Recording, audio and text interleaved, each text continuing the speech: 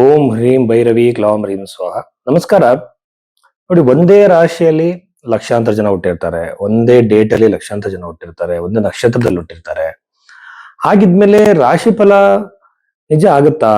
ಖಂಡಿತವಾಗ್ಲೂ ಸಹ ಅದನ್ನ ಟ್ರೆಂಡ್ ನ ಮಾತ್ರ ಹೇಳುತ್ತೆ, ಈ ಸಮಯದಲ್ಲಿ ಈ ತರ ಸಾಧ್ಯತೆಗಳಿದೆ ಅಂತ ಹೇಳಿ. ಬಟ್ ಅದನ್ನ ನಾವು ಎಕ್ಸಾಕ್ಟ್ ಆಗಿ, ಈಗ ನಿಮ್ಗೊಂದು ಸಾಲ ಇರ್ಬೋದು, ಅದು ಯಾವಾಗ ತೀರತ್ತೆ, ಅಥವಾ ನಿಮಗೆ ಮದುವೆ ಯಾವಾಗ ಆಗತ್ತೋ ಅನ್ನೋ ಪ್ರಶ್ನೆ ಬಂದಾಗ ಯೂಶುವಲ್ ಆಗಿ ಈ ರಾಶಿಯವರಿಗೆ ವಿವಾಹದ ಯೋಗ ಇದೆ ಅಂತ ನಿಮಗೆ ಗೊತ್ತಾಗುತ್ತೆ. ಬಟ್ ಅದು ಕನ್ಫರ್ಮ್ ಆಗೋದು ಲಗ್ನದಲ್ಲಿ, ನಿಮ್ಮ ಹಸ್ತದಲ್ಲಿರುವಂತ ರೇಖೆಗಳನ್ನ ನೋಡಿ. ಈಗ ವಿವಾಹದ ರೇಖೆ, ಶುಕ್ರ ರೇಖೆ ಆ ಏಜ್ ಟಚ್ ಆಗಿರ್ಬೇಕು ಇಂಡಿವಿಜುವಲ್ ಆಗಿ. ನಿಮ್ಮ ಲಗ್ನದಿಂದ ಕೂಡ ಯೋಗ ನಡೀತಿರ್ಬೇಕು, ದಶೆಯಿಂದ ಅನ್ನೋದು ಕನ್ಫರ್ಮ್ ಆಗ್ಬೇಕು. ರಾಶಿಯಿಂದ ಒಂದು ದೊಡ್ಡ ಟ್ರೆಂಡ್ ನ ಮಾತ್ರ ತೋರಿಸುತ್ತೆ. ಬಟ್ ತುಂಬಾ ಜನ ಏನ್ ಮಾಡ್ತಿದ್ದಾರೆ, ರಾಶಿ ಭವಿಷ್ಯನೇ ಬಹಳ ಇಂಪಾರ್ಟೆಂಟ್ ಆಗಿ ಗಮನಿಸ್ತಿದ್ದಾರೆ. ಅದು ಪ್ರಥಮವಾಗಿ ನಾವು ತಗೋಬಾರ್ದು. ಹಾಗಾಗಿ ನಿಮ್ಮ ಬರ್ತ್ ಟೈಮ್ ಒಂದೊಂದ್ಸಲ ಸರಿ ಇರಲ್ಲ, ಬರ್ತ್ ಡೇಟ್ ಕೂಡ ಸರಿ ಇರಲ್ಲ. ಅಂತ ಟೈಮಲ್ಲಿ ರಾಶಿ ಭವಿಷ್ಯನ ಬರೀ ಹೆಸರು ಮೇಲೆ ನೋಡೋದು ಅಷ್ಟು ಸಮಂಜಸ ಅಲ್ಲ. ಸೊ ಹಾಗಾಗಿ ಲಗ್ನದಿಂದ, ಹಸ್ತ ಸಾಮುದ್ರಿಕೆಯಿಂದ ಎಲ್ಲದನ್ನು ಕಂಬೈನ್ ಮಾಡಿ, ಪ್ರಶ್ನೆಶಾಸ್ತ್ರದಿಂದನೂ ಕಂಬೈನ್ ಮಾಡಿ ಕೊಡುವಂತ ಪ್ರೆಡಿಕ್ಷನ್ ಬಹಳ ಅಕ್ಯುರೇಟ್ ಆಗಿ ಬರುತ್ತೆ. ಯಾಕೆಂತಂದ್ರೆ ನಾವು layer by layer, step by step ನೋಡಿರ್ತೀವಿ. ಈಗ ಏನಾಗಿದೆ ಅಂತಂದ್ರೆ, ನ್ಯೂಮರಾಲಜಿ ಮೇಲೆ ನೋಡ್ತಾರೆ, ಅದು ನ್ಯೂಮರಾಲಜಿ ನಮ್ಮ ಜ್ಯೋತಿಷ ಅಲ್ಲ. ಹಾಗೇನೆ ಪರಿಹಾರ ಅಂತ ಬಂದಾಗ ಲಕ್ಷಾಂತರ ರೂಪಾಯಿ ಖರ್ಚು ಮಾಡುವಂತ ಕಾಸ್ಟ್ಲಿ ಪೂಜೆಗಳು ನಮ್ಮ ಋಷಿಗಳು ಹೇಳಿಲ್ಲ. ನಮ್ಮ ಋಷಿಗಳು ಹೇಳಿರುವಂತದ್ದು ಕರ್ಮದಿಂದ ಒಂದು ಸಮಸ್ಯೆ ಬರುತ್ತೆ, ಅದಕ್ಕೆ ಪ್ರಾಯಶ್ಚಿತ ಕರ್ಮವನ್ನ ಮಾಡ್ಕೋಬೇಕು, ಒಂದೇ ಪರಿಹಾರ. ಎರಡನೇದು ಬಂದು ಮಂತ್ರ ಜಪಗಳು, ದಾನಗಳು ಕೂಡ ಎಫೆಕ್ಟಿವ್ ಆಗಿ ಕೆಲಸ ಮಾಡುತ್ತೆ. ಅದರಲ್ಲಿ ನಮ್ಮ ಒಂದು ನಿಷ್ಠೆ ಮತ್ತೆ ಭಕ್ತಿ, ಡೆಡಿಕೇಶನ್ ಕೂಡ ಇರ್ಬೇಕಾಗುತ್ತೆ. ಅದು ಅಹಂಕಾರದಿಂದ ಮಾಡದೆ ಭಗವಂತನನ್ನ ಗೆಲ್ಲೋಕ್ಕಾಗಲ್ಲ.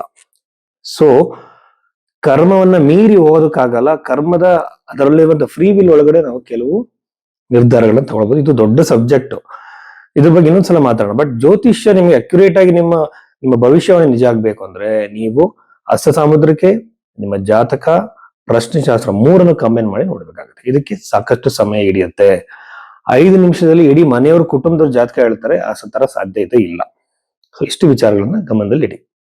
ಕರ್ಕಾಟಕ ರಾಶಿ 2026 ಜುಲೈ ತಿಂಗಳ ಈ ಕರ್ಕಾಟಕ ರಾಶಿಯಲ್ಲಿ ಜನಿಸಿದಂತವರಿಗೆ ಮೊದಲನೇದಾಗಿ ನಾನು ಹೇಳುವಂತದ್ದು, ಗುರುಗ್ರಹ ಉಚ್ಚನಾಗಿ ರಾಶಿಯಲ್ಲಿ ಇರೋದ್ರಿಂದ ವಿವಾಹದ ಯೋಗ ಅತಿ ಹೆಚ್ಚಾಗಿ ಇರುತ್ತೆ. ಸಂಬಂಧಗಳು ಬಂದಿಲ್ಲ, ಇಷ್ಟು ದಿನ ನಮಗೆ ಯಾವುದು ಸೂಟೇಬಲ್ ಸಂಬಂಧಗಳು ಬಂದಿಲ್ಲ ಸರ್, ಮದುವೆನೇ ಆಗ್ತಿಲ್ಲ ಅಂತ ಹೇಳ್ತಾರೆ, ಅವರಿಗೆ ವಿವಾಹದ ಯೋಗ ಇದೆ. ಮ್ಯಾರಿಟಲ್ ಲೈಫ್ ಅಲ್ಲಿ ಇಶ್ಯೂಸ್ಗಳು ಬಂದು ಅವ್ರೇನಾದ್ರು ದೂರ ಆಗಿದ್ರೆ ಆ ಮ್ಯಾರೇಜ್ ಸರಿ ಆಗುತ್ತೆ, ಕಾಂಪ್ರಮೈಸ್ ಆಗುತ್ತೆ. ಈಗ ಕೆಲವರಿಗೆ ಕೋರ್ಟ್ ಅಲ್ಲಿ ಇರುತ್ತೆ, ಸಣ್ಣ ಸಣ್ಣ ಕಾರಣಗಳಿಗೆ ದೂರ ಆಗಿರ್ತಾರೆ. ಪ್ರೇಮಿಗಳು ಇಷ್ಟಪಟ್ಟು ದೂರ ಆಗಿದ್ರು ಸಹ, ಬ್ರೇಕಪ್ ಆಗಿದ್ರು ಸಹ ಮತ್ತೆ ಪುನಃ ಅವರು ವಾಪಸ್ ಬರೋ ಸಾಧ್ಯತೆ ಇರುತ್ತೆ. ಆಮೇಲೆ ಶುಕ್ರ ಮತ್ತು ಗುರುಗ್ರಹ ಮತ್ತು ಬುಧ, ಈ ಮೂರು ಕೂಡ ಶುಭ ಗ್ರಹಗಳು ರಾಶಿ ಇರೋದ್ರಿಂದ ಆರೋಗ್ಯದಲ್ಲಿ ಸುಧಾರಣೆ ಆಗುತ್ತೆ, ದೊಡ್ಡ ಮಟ್ಟದ ಆರೋಗ್ಯ ಸಮಸ್ಯೆಗಳ ಆಗಲ್ಲ. ಆಮೇಲೆ ಪಾರ್ಟ್ನರ್ಶಿಪ್ ಬಿಸ್ನೆಸ್ ಅಲ್ಲಿ ಸಮಸ್ಯೆ ಇದೆ, ಅದು ಸರಿಯಾಗುತ್ತೆ.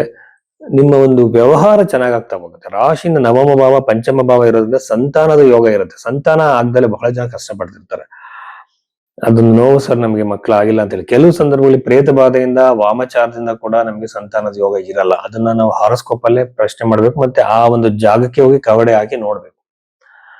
ಅದ್ ಬಿಟ್ಟು ಕೆಲವರು ವಾಸ್ತುನ ಫಾಲೋ ಮಾಡಿ ಏನೇನು ಮಿಷಿನ್ಗಳನ್ನ ಬಂತ ನೋಡ್ತಾರೆ. ಆ ರೀತಿ ನಮ್ಮ ಗ್ರಂಥಗಳಲ್ಲಿ ಋಷಿಗಳು ಯಾವ್ದು ಹೇಳಿಲ್ಲ. ವಿವಾಹದ ಸಾಧ್ಯತೆ, ಕಾಂಪ್ರಮೈಸಿಂಗ್ ಸಾಧ್ಯತೆ ಇದಾದ್ರೆ ಚತುರ್ಥ ಭಾವ, ಪಂಚಮ ಭಾವ ನೋಡಿದ ಸಂತಾನದ ಯೋಗ. ಪಂಚಮ ಭಾವದಿಂದ ವಿದ್ಯಾರ್ಥಿಗಳಲ್ಲಿ ಓದಿನ ಕಿಚ್ಚು ಹೆಚ್ಚಾಗುತ್ತೆ.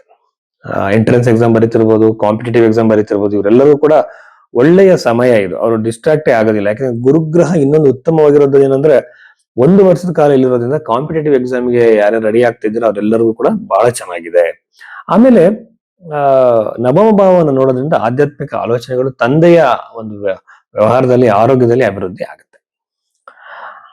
ಅಷ್ಟಮದಲ್ಲಿ ರಾಹು, 2ನೇ ಮನೆಯಲ್ಲಿ ಕೇತು ಇರೋದ್ರಿಂದ ನಿಮ್ಮ ಮಾತಿಂದ, ನೀವು ಏನೋ ಬಾಯಿ ತಪ್ಪಿ ಆಡಿದ ಮಾತು ನಿಮಗೆ ವಿರುದ್ಧವಾಗಿ ಬರ್ಬೋದು, ನಿಮಗೆ ಅದು ಆಯುಧವಾಗಿ ಕೆಲವರು ಉಪಯೋಗಿಸಬಹುದು. ಹಾಗೆ ಮಾತಿನ ಮೇಲೆ ಹಿಡಿತಾ ಇರ್ಲಿ. ಅನವಶ್ಯಕ ಹಣ ಖರ್ಚಾಗುವ ಸಾಧ್ಯತೆ ಇರುತ್ತೆ. ಇದು ನೀವು ಅನ್ಕೊಂಡೇ ಇರಲ್ಲ, ನೀವು ಬಡ್ಜೆಟ್ ಅಲ್ಲಿ ಹೋಗ್ತಿರ್ತೀರಾ, ಅನ್ನೆಸೆಸರಿ ಎಕ್ಸ್ಪೆಂಡಿಚರ್ ಸಡನ್ ಆಗಿ ಬರೋ ಸಾಧ್ಯತೆ ಇದೆ. ಬ್ಯಾಲೆನ್ಸ್ಡ್ ಆಗಿ ನೀವು ಹೋಗ್ಬೇಕಾಗತ್ತೆ. ವೈವಾಹಿಕ ಜೀವನದಲ್ಲಿ ಕೂಡ ಕಿರಿಕಿರಿಗಳು ಸಣ್ಣ ಪುಟ್ಟದಾಗ ಆಗತ್ತೆ. ಮಾತಿನ ಮೇಲೆ ಹಿಡ್ತಾ ಇರ್ಲಿ, ಅನವಶ್ಯಕವಾಗಿ ತಲೆ ಕೆಡಿಸ್ಕೊಳಕ್ ಹೋಗ್ಬೇಡಿ. ಇನ್ನು ಕರಿಯರ್ ರಿಲೇಟೆಡ್ ನಾವು ನೋಡಿದ್ರೆ, ದಶಮಾಧಿಪತಿ ಬಂದು 11ನೇ ಮನೆಯಲ್ಲಿ ಬಹಳ ಒಳ್ಳೆಯ ಸ್ಥಾನದಲ್ಲಿ ಇರೋದ್ರಿಂದ ಯೂಶುವಲ್ ಆಗಿ ನಿಮ್ಮ ಜಾಬ್ ಅಲ್ಲಿ, ಬಿಸ್ನೆಸ್ ಅಲ್ಲಿ ಸಕ್ಸಸ್ ಸಿಗುತ್ತೆ.